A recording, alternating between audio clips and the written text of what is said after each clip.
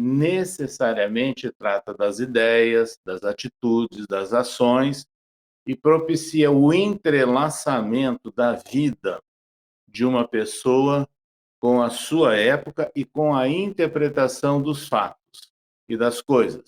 Então, é parte de construção de um trabalho de vida. Sinto-me profundamente feliz por haver participado dessas buscas naqueles dias já longínquos da minha e da sua juventude. Esse livro, por certo, será um documentário.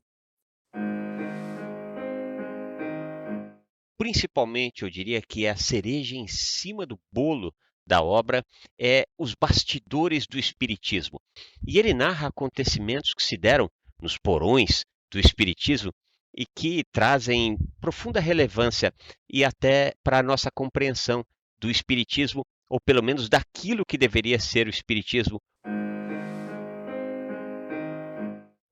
Dando-nos uma linha a ser seguida quando queremos conhecer o movimento espírita verdadeiramente. É um trabalho muito especial e que eu recomendo a leitura. E nesse livro, César nos traz a sua larga experiência. Isso é muito bom para todos nós que somos aprendizes. Perry também é um aprendiz. E é um aprendiz que executa uma tarefa, que executou uma tarefa e que executa até hoje com as suas palestras, com as suas viagens espíritas, enfim.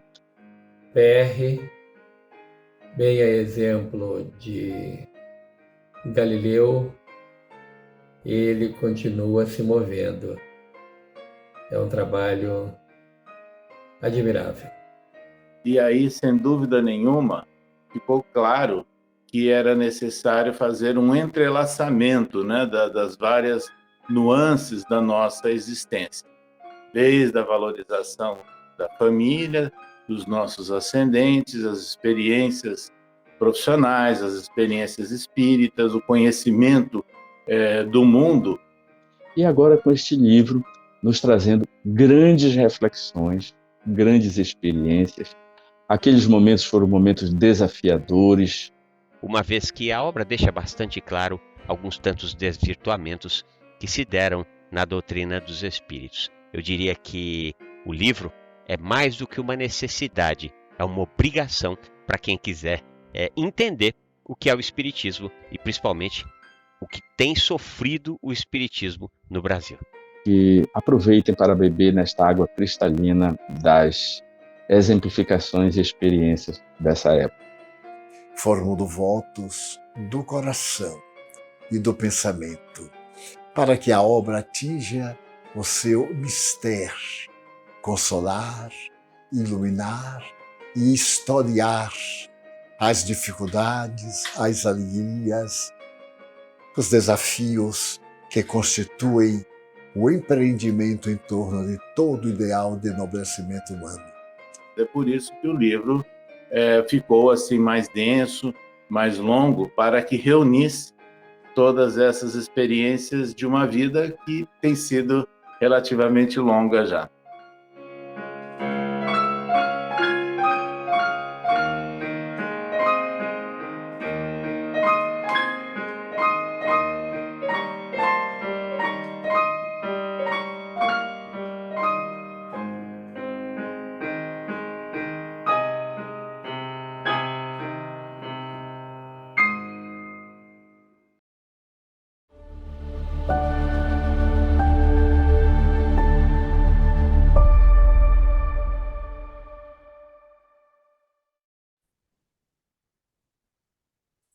Bem, meus queridos amigos e irmãos, muito boa noite.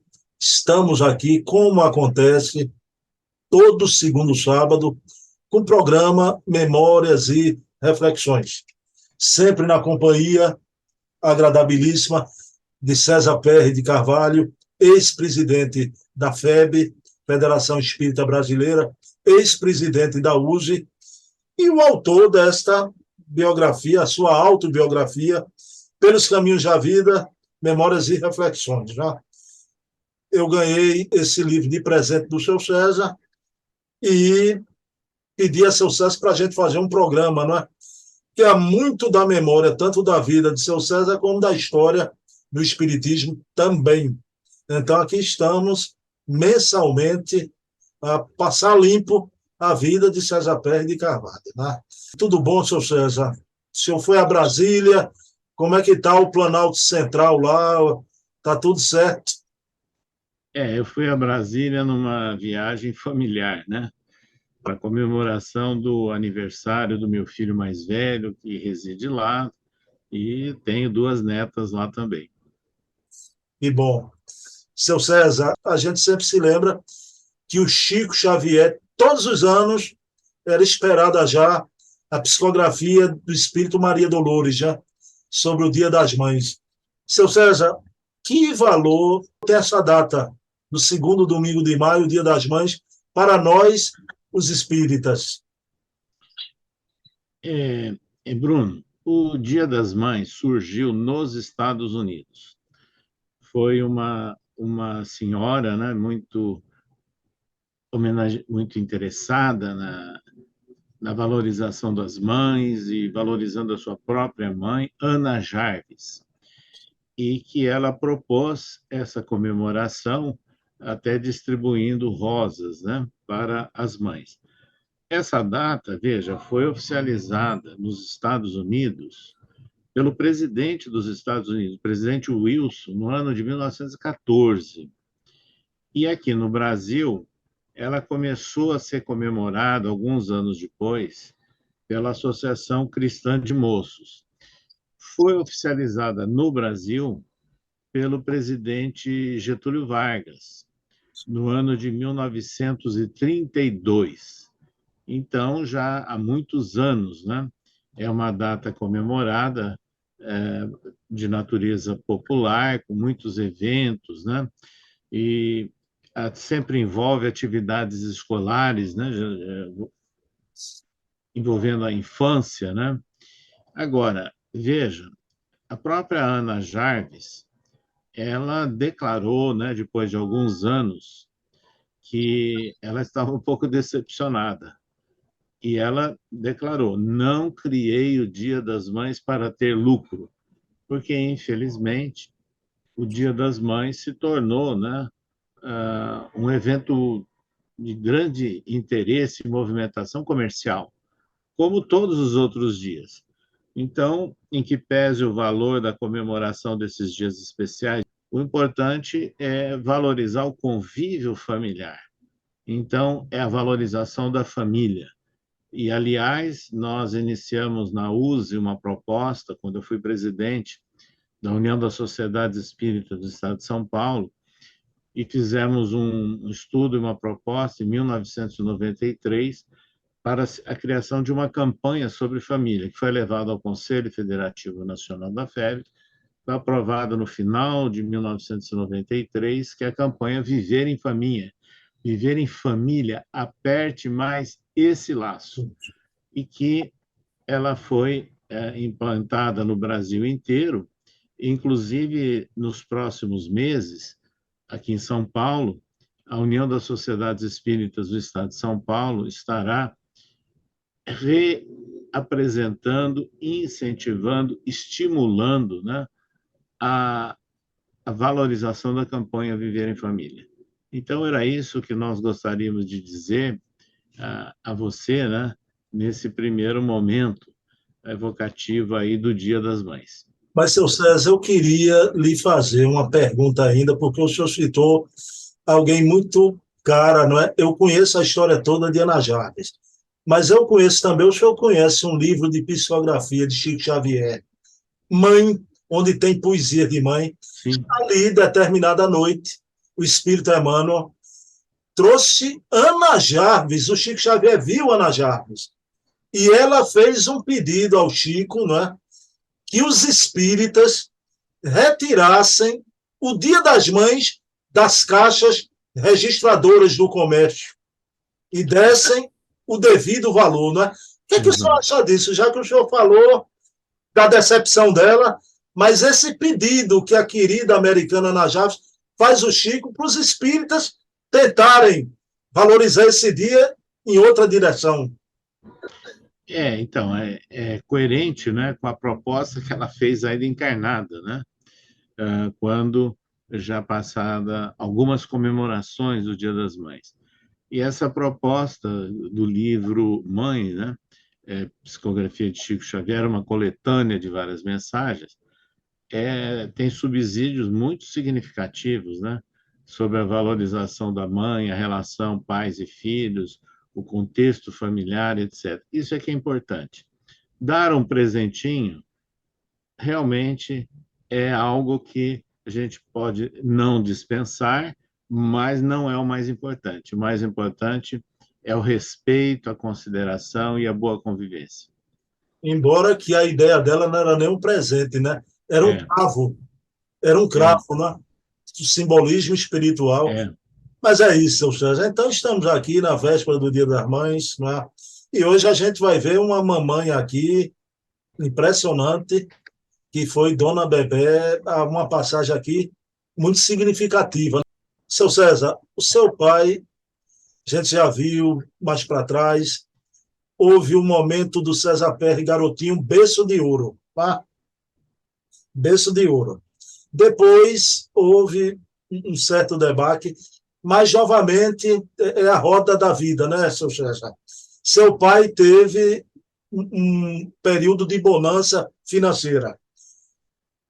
Só que o jovem recém-formado, como todos os jovens, é um período de sonhos, né? O seu sonho com a vocação social, com a odontologia.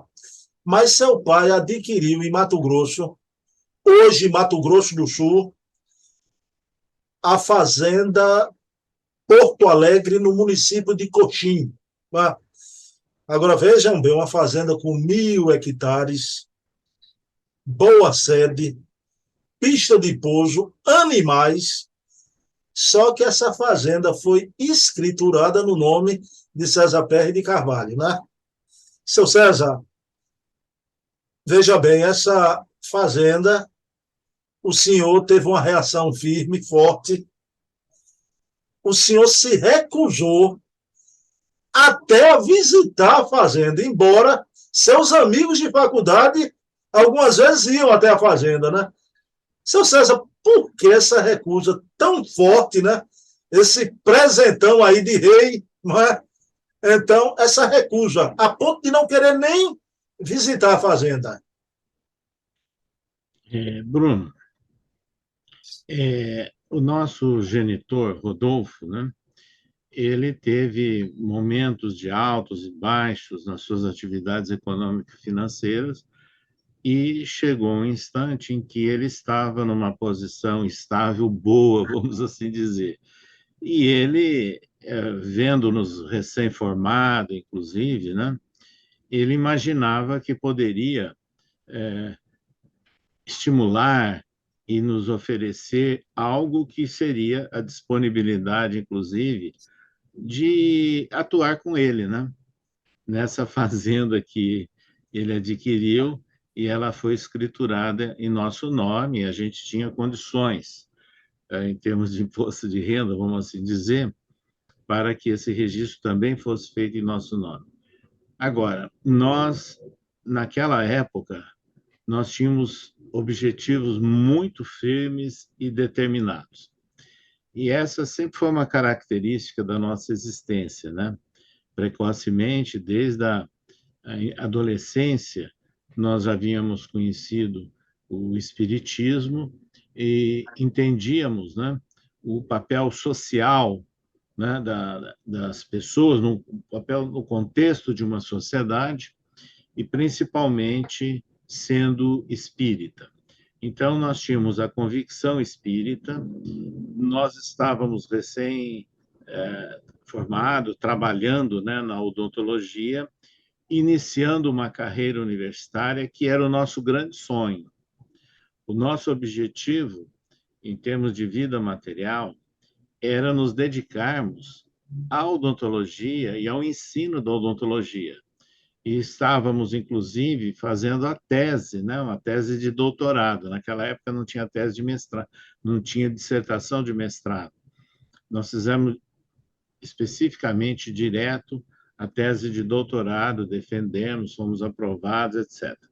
Então, veja, foi um momento em que o nosso objetivo estava voltado à conclusão do trabalho de doutorado e à defesa de doutorado, a continuidade e o prosseguimento, né, nessa trajetória de professor universitário e atividade espírita. Nós nunca tivemos, por outro lado, muita afinidade nem com atividades comerciais, nem com atividades agrícolas ou pecuária. Araçatuba, naquela época, era um centro de pecuária.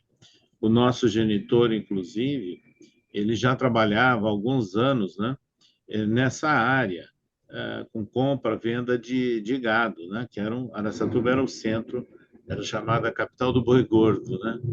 Então, tinha inclusive um famoso frigorífico em termos de Brasil e internacional, que era o Temaia, né, do Tião Maia, e que era uma figura notória da pecuária brasileira e internacional naquela época.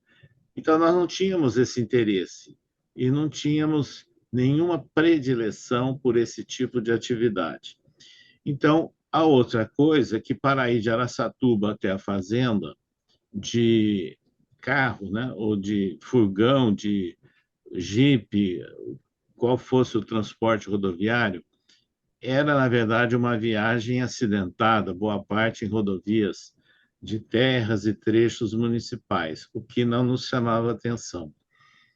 Quando ele adquiriu o avião, também nós não tínhamos predileção nenhuma em andar num avião pequeno. Ô César, deixa o avião para daqui a pouco, viu? Ah, sim. Separei ele num capítulo à parte aqui da entrevista. Tá bom.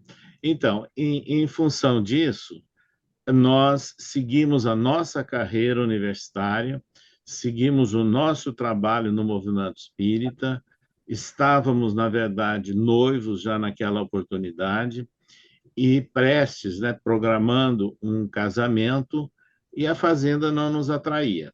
Então, veja, eu usufruí, sem dúvida nenhuma, de condições econômicas financeiras, né, foram propiciadas pelo nosso genitor, no início da nossa vida, de casado, viagens que nós fizemos, ainda solteiro, né, eu fiquei 2 meses na Europa, né, visitando alguns países que nós tínhamos interesse em conhecer, mas também dando apoio e acompanhando um tio nosso que estava submetendo a uma cirurgia complexa lá na Inglaterra. E depois viajamos também, em seguida ao casamento, um grande roteiro pelo Brasil, né, o que não era comum naquela época, de avião, e depois ainda retornamos à Europa já com a esposa também. Então, nós tivemos o aproveitamento dessas condições de outra maneira. E o interessante é que, naquela época, nós viajávamos já de carro para fazer palestras na cidade, na região, providenciávamos a divulgação do espiritismo, e tudo isso era feito às nossas custas, a gente não pedia recurso de ninguém. Era exatamente usufruindo de todas essas condições. E nós sempre tivemos assim um interesse, né, pela Europa, desde a nossa infância, isso nós já relatamos.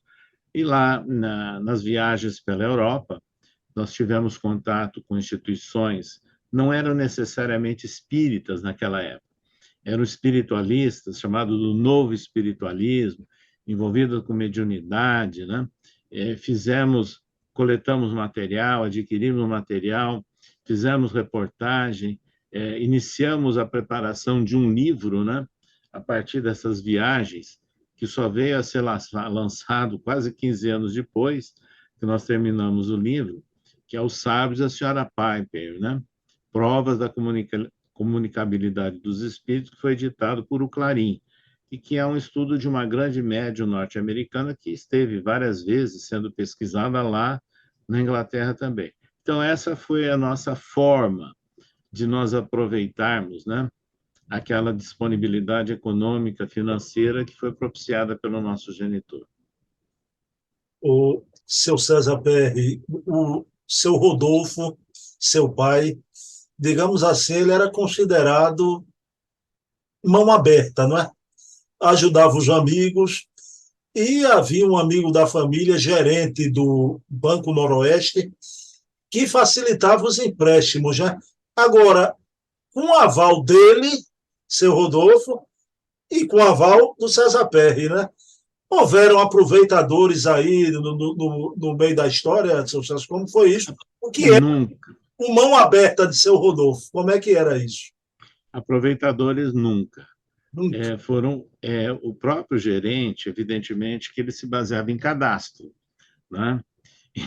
E ele conhecia a nossa família e tinha lá o cadastro que era favorável, né? E nessas condições, sempre que surgia um parente ou até um conhecido que estava precisando levantar um empréstimo, né?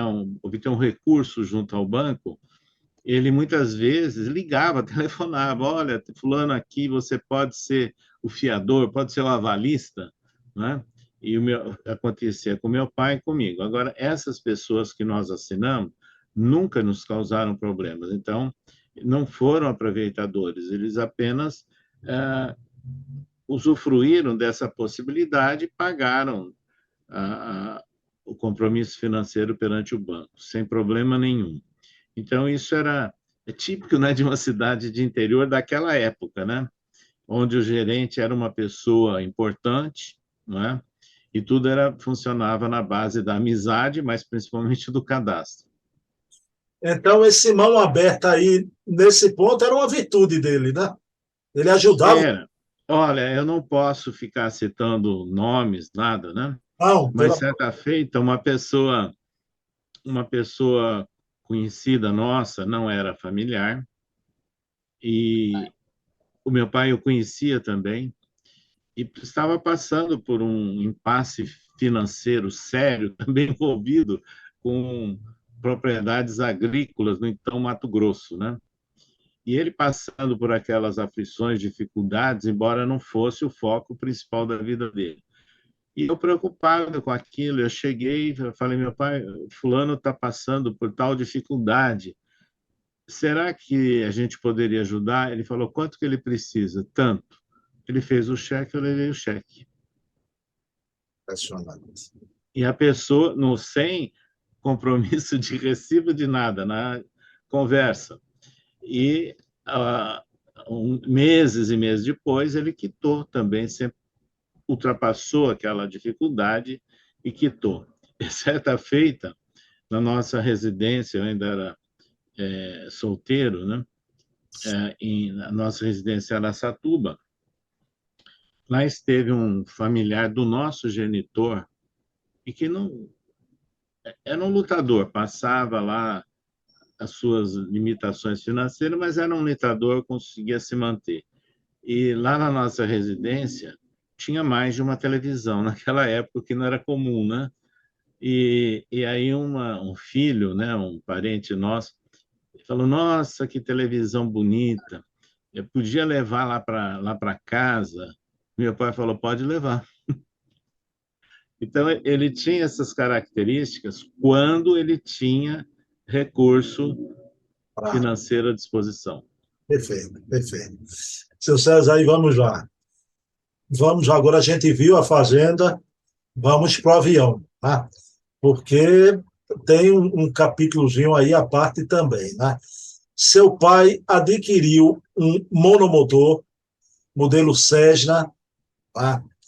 Seu César, eu fico impressionado porque ele contratou um piloto recém-brevetado, né? E a família vai usufruir desse monomotor, não só a família. O monomotor, olha aí, o mão aberta, o desprendimento. Quando precisava, esse monomotor foi até emprestado para o diretor da Faculdade de Odontologia, né? De Araçatuba. Mas sua família, certa feita, estava na Europa, vocês na Europa, o namorado da sua irmã foi fazer uma cirurgia em Barretos, Então, foi designado o piloto, levou sua irmã com Dona Célia, na época, sua namorada, sua noiva, não é? A Barretos. Mas qual é o capítulo à parte aí, não é? César Perry também não quis usufruir do avião. Eu fico aqui até pensando, eu queria ter um irmão feito seu César Perry que renunciasse a fazenda tudo, né? Seu César, por que também o senhor não quis usufruir do avião, tanto quanto a fazenda antes? Veja, provavelmente porque eu não tivesse muita afinidade com um avião pequeno, né, vamos assim dizer. Porque esse Cessna monomotor tinha, na verdade, 4 lugares, né? Você imagina, embora tivesse aí, fosse um avião seguro para a época, né, da marca Cessna, né? E mais 4 lugares. E eu, particularmente, não tinha medo de viajar de avião. Tanto que naquelas épocas, desde a minha infância, muitas vezes eu viajei de São Paulo a Araçatuba de avião, né? Os antigos DC-3, da Cruzeiro, da Real, Aerovias. E muitas vezes depois eu viajei São Paulo, Rio, pela ponte aérea. Eu não tinha medo de avião, mas não me interessava andar naquele avião pequeno, e não tinha razão, porque eu não queria ir para propriedade agrícola de avião, e as viagens próximas a Araçatuba eu fazia de carro, né, sem problema nenhum, e realmente o avião ele foi utilizado mais em função das atividades do meu pai, né? E que várias vezes ele foi àquela fazenda, algumas vezes até levando amigos, conhecidos de carona, né? Porque lá iam aproveitar para pescar, né? A fazenda tinha uma casa, eu tenho foto, inclusive, na beira de um rio, né? E o pessoal gostava de pescar, que também é algo que nunca me interessou. Então, é isso, eu sempre tive, assim, objetivos e prioridades na nossa vida, e hoje eu entendo perfeitamente que eu não poderia ter seguido aquele caminho mesmo. Seu César, eu não sabia, o senhor tem uma alma um tanto quanto franciscana, viu? Franciscana, meu amigo, mas franciscanismo à parte, né? O César Perry recusou a fazenda, não quis usufruir do avião, mas seu César é inegável que aquele período de bonança colaborou muito com os casamentos, tanto de César Perry quanto de sua irmã, né? Vocês viajaram pelo país, 2 vezes a Europa, isso aí foi importante, eu acho que até um planejamento reencarnatório, né? No período de início de vida, aquele período de bonança colaborou muito, né, seu César? Sim, apenas aí, deixando claro, não era bem uma postura franciscana, não, como você falou, porque, na verdade, a gente usufruía de várias outras formas, né, desse bem-estar econômico-financeiro daquela época. Por isso que eu disse Mas, franciscanismo à parte. mas veja bem, é, sem dúvida, eu acho que havia um planejamento, sim, espiritual e uma aprendizagem, né? Foi uma lição, inclusive, de vida que nós tínhamos que passar, não nos comprometendo, né, com toda aquela atividade, porque eu tinha uma preocupação social, né, também, dentro da visão espírita. Eu ficava imaginando, mas quem são essas pessoas que estão trabalhando lá numa propriedade agrícola? Como é que elas são tratadas? Eu tinha já essas preocupações. Então, por isso é que eu preferi seguir um caminho nosso, onde eu era o responsável, né, pelo roteiro a ser cumprido. Seu César, vamos chegar a um bom termo, então. Nem franciscanismo, mas nem também comunismo, né? Seu Não, César era um humanista, é, o caminho do meio. exato. Seu César, mas aí tudo passa na vida, né? Tem a noite, o dia, a dor, o prazer, né? A alegria, o sofrimento. Há tempo de bonança, mas há o tempo das vacas magras também, né? Seu César, vai acontecer, me permita usar a expressão, acho que a expressão é essa, uma tragédia, não é? Que é exatamente a inflação, a desvalorização da moeda, tá? E o investimento de risco e a falta de gestão. Quando vocês foram se informar, o numerário equivalia a centavos de toda essa dinheirama, digamos assim. Foi reduzido a centavos. Foi isso mesmo, seu César? Então, deixa eu esclarecer. Chegou um momento em que o nosso genitor resolveu vender a fazenda, e vendeu bem, inclusive, e aplicou em outras formas, né? Ligadas ainda à atividade agropecuária lá em Mato Grosso, inclusive com tratores de terraplanagem, de preparação de terra em fazenda, etc. Isso é que não funcionou bem depois. Houve aí uma dificuldade muito grande, né? E aí ele não conseguiu depois aguentar, né? Os financiamentos que foram feitos em função do rendimento que obtinha. E, em função disso, inclusive, é que surgiram situações complicadas em que eu próprio precisei assumir, né? Alguma daquelas dívidas, né? Até para não causar maiores problemas, né? Não só para o meu pai, como principalmente para a nossa genitora em Araçatuba. E nessas, mas concomitantemente, você fez um outro comentário aí da desvalorização do cruzeiro, né, da época, a moeda da época. É que naquela época de bonança, da mesma forma que os gerentes de banco tinham assim uma atenção, né, conosco e confiavam na gente, é lógico que eles queriam vender produtos também, né? E numa das vezes ele vendeu para o meu pai e para mim pessoalmente alguns títulos, né? Valores assim relativamente altos, né? O valor de um carro, 0 quilômetro da época, e para cada um. E aplicado na Bolsa, que estava começando essa história de valorização da Bolsa no Brasil, né?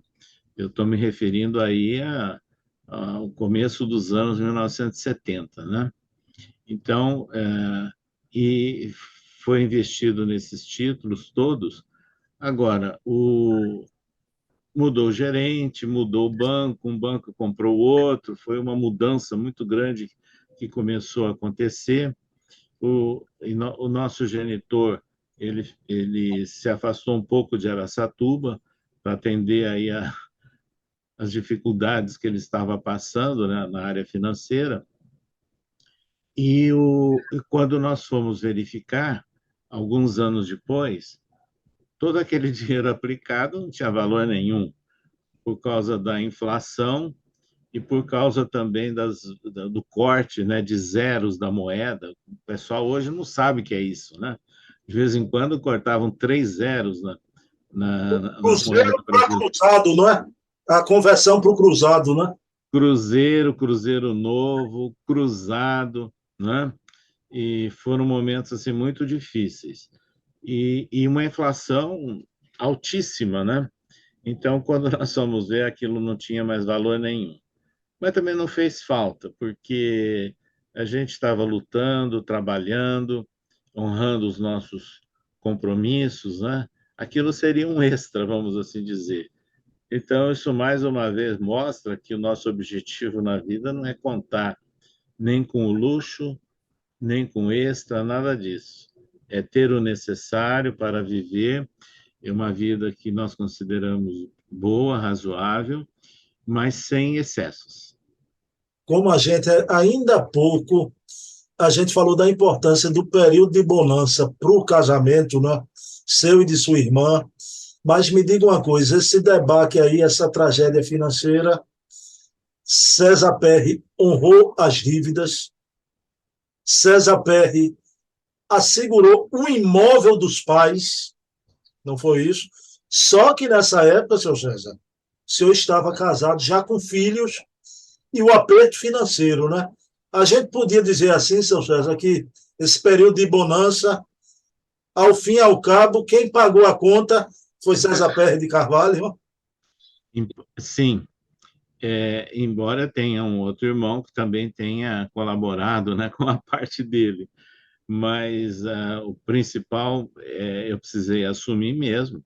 Graças a Deus eu tinha um salário na época muito bom, né?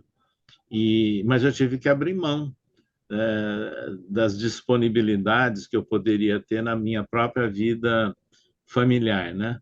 Mas também não faltou nada, né? Preservamos as nossas condições de vida muito bem. A gente vai entrar numa parte agora que eu acho triste por um aspecto, mas muito bonita pela família toda, né? Mas eu quero perguntar que quando eu li a sua autobiografia, não é que eu compreendi errado, não é? Eu precisava de mais informações com relação.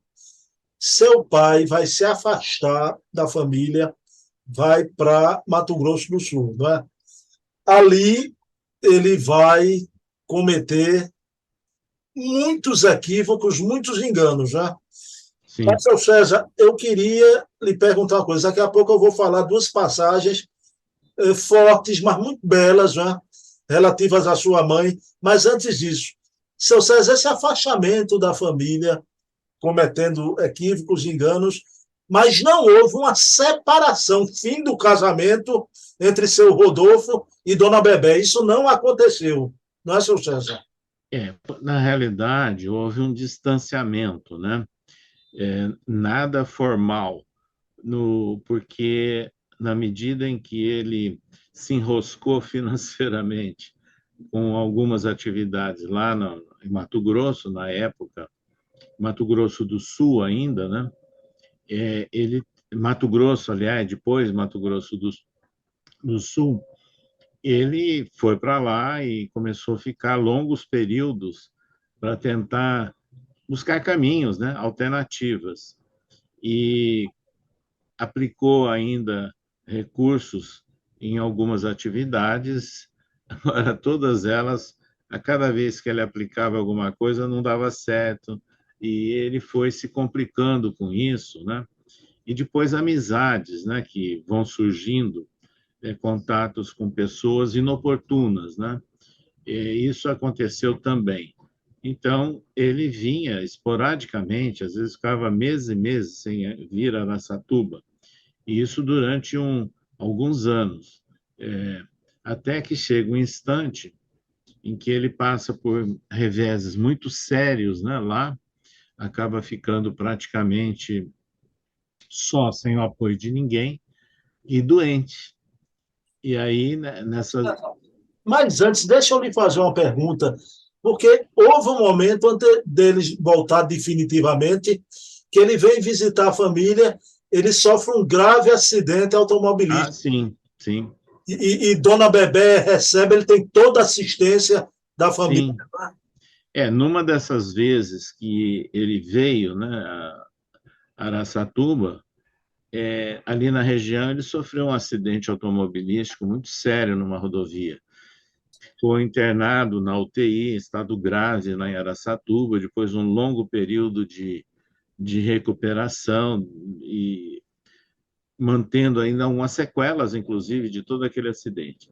E é lógico, né, teve todo o apoio da família e de amigos, né, que o atenderam lá em Araçatuba. Mais uma vez, ele continua indo e voltando, né, Mato Grosso, Araçatuba, até o instante em que ele veio e queixando de algumas dores, e aí nós levamos para exames, consultas, exames, e foi constatado que estava com câncer. E a partir daí, então, ele volta em definitivo e, evidentemente, que fica no lar, né, com a nossa genitora e contando com todo o apoio da família. Todos deram sempre muita assistência, muito apoio a ele. Essa era uma característica, né, da nossa família, porque ele tinha um perfil interessante. Se de um lado um estilo assim meio aventureiro, né? E não vinculado a essa ou aquela religião, mas ele aceitava o espiritismo. Ele aceitava e elogiava até. Uma das vezes que ele viajou, esteve lá em Uberaba, foi no Chico, comprou um livro, nos trouxe um livro. Então, ele tinha esses lances todos, mas ele não tinha compromisso pessoal, né, com nenhuma religião. E nessa circunstância, dentro desse perfil, ele era uma pessoa muito conversador, autodidata, porque ele frequentou apenas as 4 primeiras séries, né, do passado, que era o grupo escolar. Mas ele era muito culto, um autodidata. Conversava sobre assuntos de política, de história, de música. Então, ele era agradável, né, para conversar com as pessoas. Então, ele era simpático, né? E, apesar, então, de todos os altos, baixos, reveses, problemas, ele sempre foi, assim, respeitado e benquisto pela família. Seu César, a atitude de Dona Bebé foi uma atitude cristã, não é? De recebê-lo já no fim da vida, doente, sem recurso, a família toda. Mas, como o senhor falou, César Pérez jamais teve uma reação contrária ao pai, né? E a gente pode dizer assim, eram amigos, né, seu César? O senhor era amigo do seu pai. Sim, ele, inclusive nessas convivências depois, mais próximas, né? Nas vindas a Araçatuba e no período de doença, evidentemente que ele estava em contato direto, né? Com a nossa esposa, Célia, com os netos, né? Que já estavam crescendo, e com os outros parentes também. Seu César, aí estamos chegando já perto do final, ainda não no final, né? Mas, seu César, olhando essa passagem da sua vida, né? A gente pode chegar à conclusão que isso tudo podia ter alterado completamente sua existência, né? Aí eu pergunto como é que o senhor vê o seu planejamento reencarnatório, a assistência do mundo espiritual, porque pelo que eu depreendi, sua vida podia ter sido alterada completamente, não é verdade? Sim, sim. Então, por isso é que o contexto familiar é muito importante. Nós comentamos isso até no programa anterior, né? Faz parte de um dos capítulos iniciais desse livro, Pelos Caminhos da Vida. Mas veja, quando a nossa genitora se tornou espírita e nos levou para o tratamento no centro espírita, eu tinha 8 anos de idade, e aí é que ela se torna espírita. Ao mesmo tempo, em seguida, um irmão dela, Rolandinho, e a nossa genitora Bebé e esse tio Rolandinho, juntamente com uma médium ali da cidade, fundaram uma instituição beneficente, que é a Instituição Nosso Lar. Então, eu vi nascer essa instituição e, desde a adolescência, nós colaborávamos, participávamos lá. Então, veja, esse nosso tio tinha uma visão muito enérgica, eu diria até que meio autoritária, né? Com relação às atividades, compromissos espíritas, compromissos institucionais, etc. E a nossa genitora, também com uma visão clara, né, de objetivos de vida, mas ela era mãe.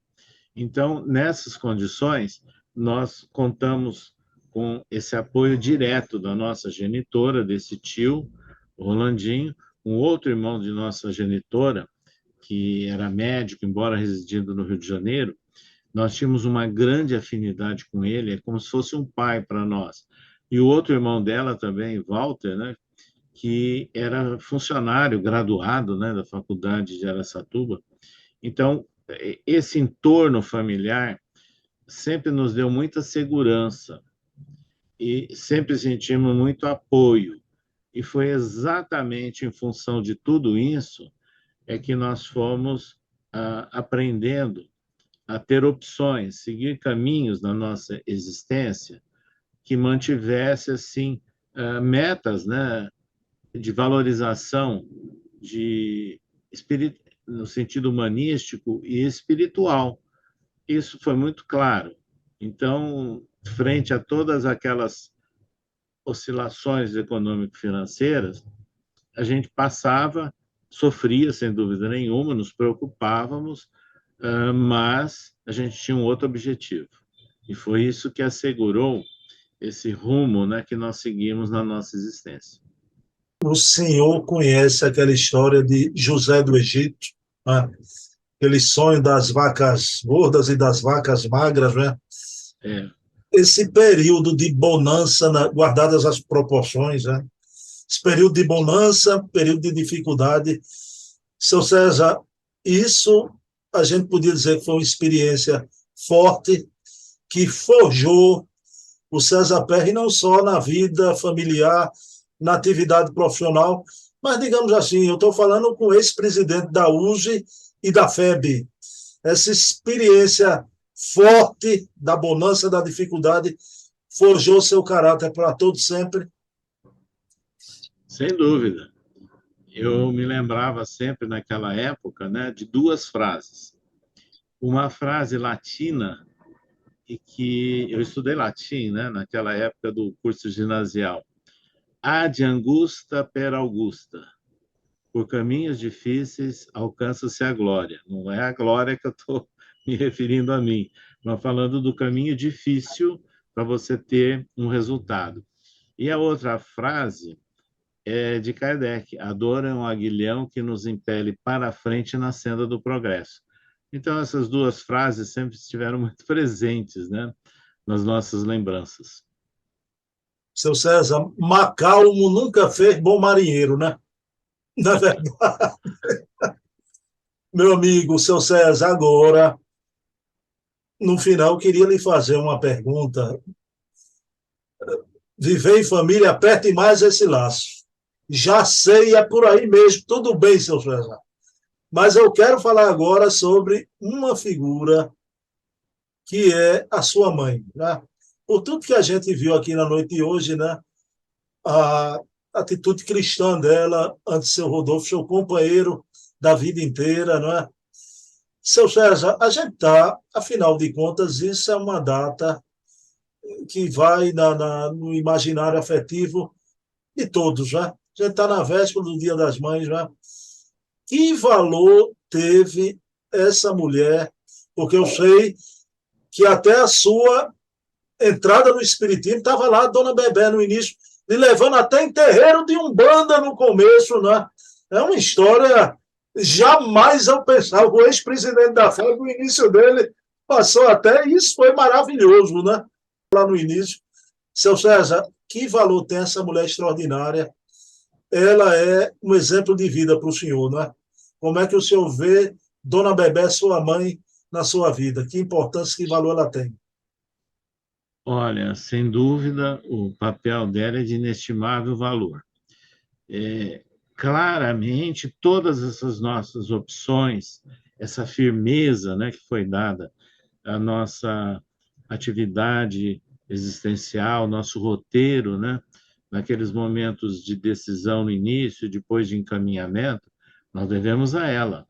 E que ela tinha uma presença muito marcante, muito ligada aos filhos, muito preocupada sempre com os filhos.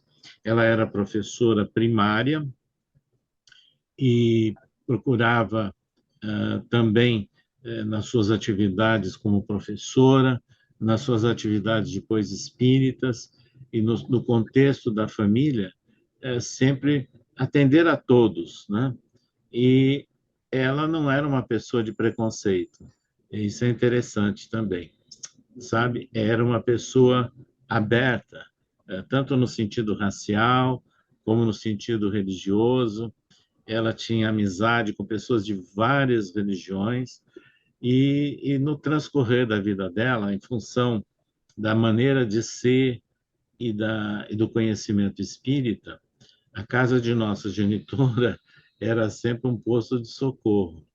Ela recebia amigos, visitas, espíritas e não espíritas, de várias faixas sociais, iam à casa dela, o telefone não parava de tocar, eram sempre pessoas recorrendo a uma conversa, a um diálogo, a uma orientação com ela. Então, isso ficou muito marcado, né, na nossa família. Ela é extremamente lembrada, valorizada e respeitada pelos nossos familiares até nossos dias. Então, isso é muito significativo, né? Demonstrando o papel que ela executou, assim, no sentido de doação, de apoio e de amor, né? Que ela sempre foi intermediária.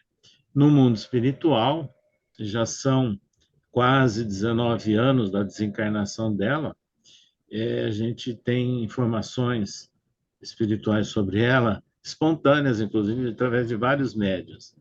E no momento difícil de nossa vida, há uns anos atrás, com alguns transes espirituais que nós ficamos aí envolvidos, né?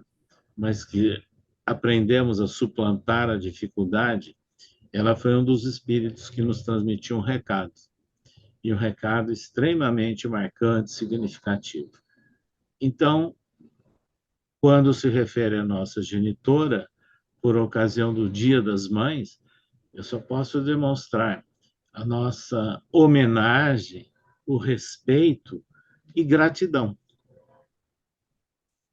Ô, seu César, então vamos encerrar com sua prece depois dessas palavras tão belas para a dona Bebé. Tudo bem.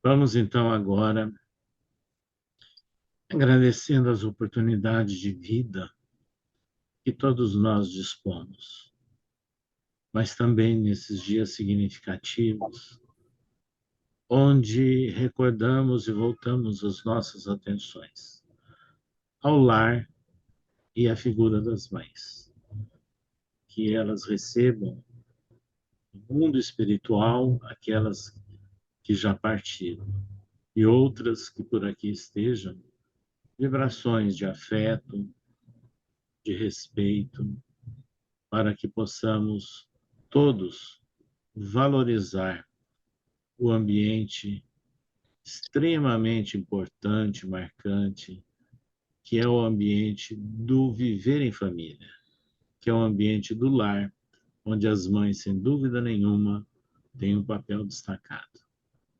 Que Jesus possa abençoar as mães e os lares nesses dias. E que assim seja. Assim seja. Claro que eu quero dedicar esse programa a você, minha mãe. Primeiro Dia das Mães, sem ter você aqui na Terra, mas você vai estar sempre presente no meu coração.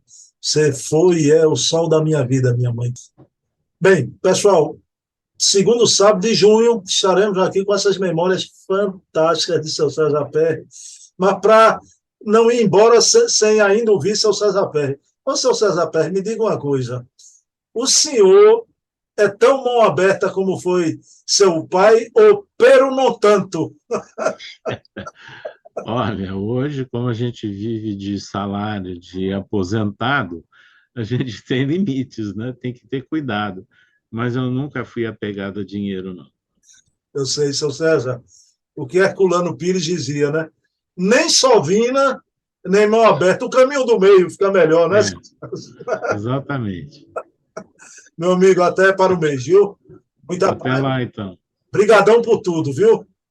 Até lá. Um abraço.